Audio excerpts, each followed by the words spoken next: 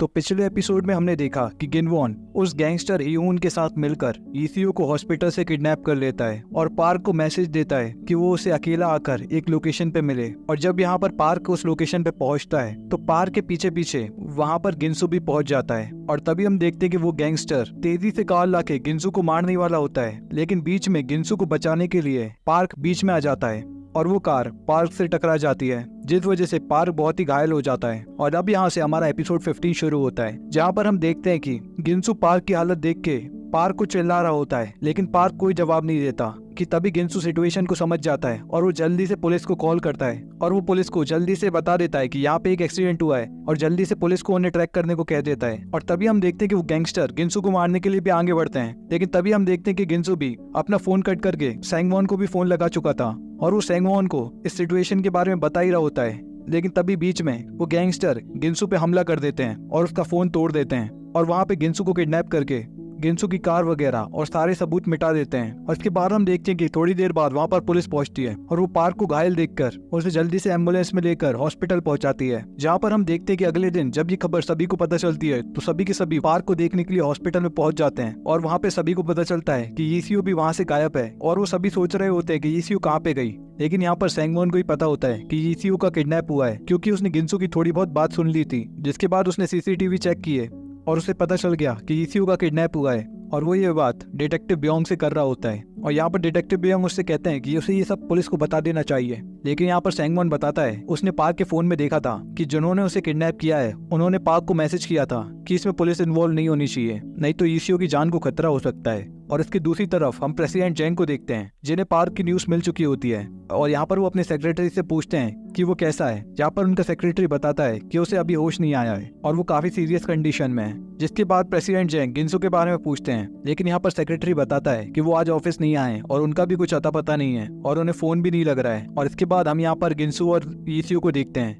जिन्हें गिनवॉन ने किडनैप करके रखा होता है और यहाँ पर वो उन्हें काफी ज्यादा टॉर्चर कर रहा होता है और वो बता रहा होता है कि अभी तक पार्क ठीक तरीके से मरा नहीं है, अब वो उसे मार देगा। और जब वो थोड़ी देर के लिए वहां से चला जाता है तब यहाँ पर ईसी उठती है और देखती है कि उसकी रस्सी थोड़ी ढीली है और वो पास ही में एक लोहे के शार्प टुकड़े से अपनी रस्सी को काटने लगती है। लेकिन गिनसू कहता है कि इसके कोई मतलब नहीं है, उस टुकड़े से रस्सी नहीं कटने वाली। लेकिन यहाँ पर ईसीओ कोशिश करती जाती है और इसके बाद यहाँ पर गिनवॉन आके उस गैंगस्टर ह्यून से बात करता है, जहाँ पर वो गैंगस्टर ह्यून अपने पैसे मांग रहा होता है। और यहाँ पर हमें पता चलता है कि गिनवॉन ने एक्चुअली ह्यून को पैसे के लालच में ये सब करने को कहा था, लेकिन यहाँ पर ह्यून अपने पैसे पहले ही मांगने लगता है, क्योंकि उसे पता चल गया था पार्क की न्यूज काफी ज्यादा फैल गई थी और अब उसे भी थोड़ा पकड़े जाने का डर लगने लगा था। और तभी हम देखते कि ह्यून के अड्डे पे सैंगवॉन पहुंच जाता है और वो ह्यून को आवाज दे रहा होता है, लेकिन वहाँ पर जो ह्यून के गुंडे होते हैं वो सैंगवॉन को अंदर नहीं जाने देते और उसे वहां से भगाने लगते हैं। लेकिन सैंगवॉन लगातार ह्यून को आवाज दे रहा होता है, जिसकी वजह से वो गुंडे गुस्से में आ जाते हैं और सैंगवॉन को मारना शुरू कर देते हैं। लेकिन सैंगवॉन उन पे हाथ नहीं उठाता और जल्दी से अपना फोन निकालता है और पुलिस को कॉल कर देता है और वहाँ पर पुलिस आकर उन दोनों लोगों को पकड़ लेती है। जिसके बाद हमें पुलिस स्टेशन का सीन दिखाया जाता है और यहाँ पर हम देखते हैं पुलिस स्टेशन में सैंगवॉन ने उन दोनों ही लड़कों को पकड़वाया होता है, ह्यून को नहीं। और यहाँ पर हम ह्यून को देखते हैं जो कि पुलिस स्टेशन के सामने ही खड़ा होता है और वो यहाँ पर सैंगवॉन को बुलाकर पूछता है कि उसने पुलिस को उसका नाम क्यों नहीं बताया। जहाँ पर सैंगवॉन बताता है उसने उसका नाम इसलिए नहीं दिया क्योंकि वो उसे अभी भी अपनी फैमिली की तरह मानता है, जिसके साथ उसने काम किया था और वो उसे धोखा नहीं देना चाहता। और इसलिए सैंगवॉन यहाँ पर ह्यून से पूछता है कि उसे जल्दी से बता दे कि उसने ईसीयू को कहाँ पे रखा है। लेकिन यहाँ पर ह्यून कहता है कि उसे कुछ नहीं पता कि वो क्या कह रहा है, उसने किसी का किडनैप नहीं किया। लेकिन यहाँ पर सैंगवॉन गुस्से में आ जाता है और उससे कहता है कि वो तो वो पता कर ही लेगा। लेकिन यहाँ पर सैंगवॉन ह्यून को धमकी देता है कि उसे मजबूर ना करे पुराना वाला सैंगवॉन बनने के लिए, नहीं तो वो जेल जाने से नहीं डरता। और ये बात सुनकर ह्यून वापस से अपनी कार में बैठकर वहां से चला जाता है। और इसकी दूसरी तरफ हम प्रेसिडेंट जेंग या सुया को देखते हैं, जो कि यहाँ पर प्रेसिडेंट जेंग से कह रही होती है कि पार्क का एक्सीडेंट और ईसीओ की किडनैपिंग ये सब गिनवॉन कर रहा है। लेकिन यहाँ पर सुया की ये बातें प्रेसिडेंट जेंग मानने को तैयार ही नहीं होते, क्योंकि उन्हें लग रहा होता है कि गिनवॉन जैसा बेवकूफ ये सारी हरकत कर ही नहीं सकता। लेकिन यहाँ पर सुया सैंगवॉन की बताई हुई वो सीसीटीवी की इमेजेस प्रेसिडेंट जेंग को बताती है और यहाँ पर वो कहती है कि आपकी वजह से गिनवॉन अब एक साइको बन चुका है और अब वो इन सारी चीजों को करने पे उतर आया है। और यहाँ पर सूया की ये बातें सुनकर प्रेसिडेंट जेंग सूया पे थोड़ा गुस्सा करते हैं, लेकिन वो इन सबूतों को झुठला भी नहीं सकते। जिसके बाद वो प्रेसिडेंट जेंग कहने लगते हैं कि उन्हें अब जल्द से जल्द इस केस को दबाना होगा, क्योंकि इस केस की वजह से उनकी कंपनी पे काफी ज्यादा सवाल उठ सकते हैं और उनकी रेपुटेशन काफी गिर सकती है। और यहाँ पर वो इस केस को दबाने का पूरा प्लान कर रहे होते हैं। लेकिन यहाँ पर सूया प्रेसिडेंट जेंग को रोकती है और उनसे कहती है कि अगर उन्होंने इस केस को दबाने की कोशिश की तो वो उन्हें छोड़ेगी नहीं। और यहाँ पर सूया प्रेसिडेंट जेंग के सामने जेंगा कंपनी के पिछले 10 साल के उनके सारे गुनाहों के सारे सबूत दिखाती है और उनसे कहती है कि अगर उन्होंने इस केस को दबाने की कोशिश की तो इन सारे सबूतों को ले जाके पुलिस में दे देगी, जिसके बाद जेंगा कंपनी खत्म ही हो जाएगी। और जब प्रेसिडेंट जेंग ये देखते हैं तो वो काफी ज्यादा बौखला उठते हैं, लेकिन सूया यहाँ पर नहीं रुकती और जेंगा कंपनी से रिजाइन करके चली जाती है। और इसके दूसरी तरफ हम ईसीयू को देखते हैं, जो कि पूरी रात से उस रस्सी को काटने में लगी थी और फाइनली उस रस्सी को काटने में कामयाब हो जाती है। जिसके बाद वो यहाँ पर गिनसू को भी खोलने लगती है, जिसे देखकर यहाँ पर गिनसू ईसीयू से काफी माफी मांगने लगता है। और यहाँ पर गिनसू ईसीयू की इतनी मेहनत देखकर और उसकी कभी ना हार मानने के जज्बे को देखकर कहता है कि उसका जज्बा तो एकदम पार्क की तरह है, उसने पूरी रात से नहीं हार मानी। जहाँ पर ईसीयू भी गिनसू से कहती है कि वो भी ऐसा कर सकता है, लेकिन यहाँ पर गिनसू कहता है कि सभी पार्क जैसा नहीं बन सकते।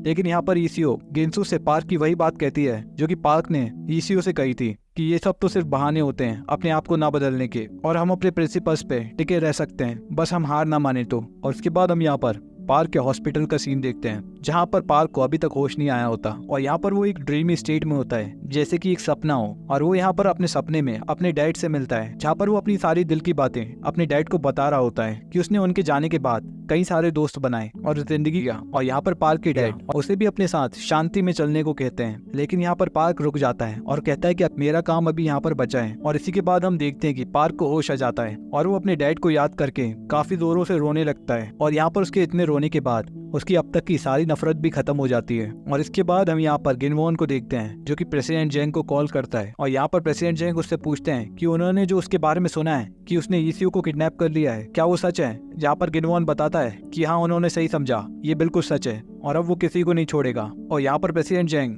उस पर चिल्लाने लगते हैं, लेकिन गिनवॉन कुछ नहीं सुनता और कहता है कि वो ये सब उन्हीं के लिए कर रहा है। और यहाँ पर प्रेसिडेंट जेंग उससे रुकने का भी कहते हैं, लेकिन गिनवॉन उनकी बात नहीं मानता और उन्हें अपनी लोकेशन बताकर कहता है कि वो आखिरी बार अपने डैड पे भरोसा करके उन्हें अपनी लोकेशन बता रहा है, क्योंकि वो देखना चाहता है कि उसके डैड आखिरकार उसका साथ देंगे या नहीं। और यहाँ पर प्रेसिडेंट जेंग उससे मना कर रहे होते हैं ये सब करने का, कि वो चुपचाप यहाँ से निकल जाए, लेकिन गिनवॉन हार मानने को तैयार नहीं होता। जिसके बाद हम देखते हैं कि गिनवॉन गिनसू और ईसीयू के पास जाता है और वो जल्दी से अंदर आने की कोशिश करता है, लेकिन जैसे ही वो अंदर आता है गिनसू और ईसीयू दोनों ही उस पर हमला कर देते हैं और उस पर हमला करके वहां से निकल जाते हैं और वहां से भागना शुरू कर देते हैं। और इसकी दूसरी तरफ हम यहाँ पर पार्क को देखते हैं, जिसकी हालत अभी भी खराब होती है, लेकिन वो सेंगवॉन को कॉल लगाकर उसे अपने साथ लेकर प्रेसिडेंट जेंग के यहाँ पे पहुंचता है। और यहाँ पर वो प्रेसिडेंट जेंग के यहाँ पे पहुंच के प्रेसिडेंट जेंग से सीधा पूछता है कि गिनवॉन कहाँ पे है, क्योंकि यहाँ पर पार्क के फोन पे गिनवॉन ने मैसेज कर दिया होता है कि वो कहाँ पे है। उसने ये बात अपने डैड को बता दी है, जिस वजह से पार्क प्रेसिडेंट जेंग के यहाँ पे पहुंच जाता है गिनवॉन का पता पूछने। लेकिन यहाँ पर जो प्रेसिडेंट जेंग होते हैं वो पार्क की सिचुएशन का भी फायदा उठा रहे होते हैं और यहाँ पर वो अपनी आखिरी ख्वाहिश जो उनकी रहती है कि वो पार्क को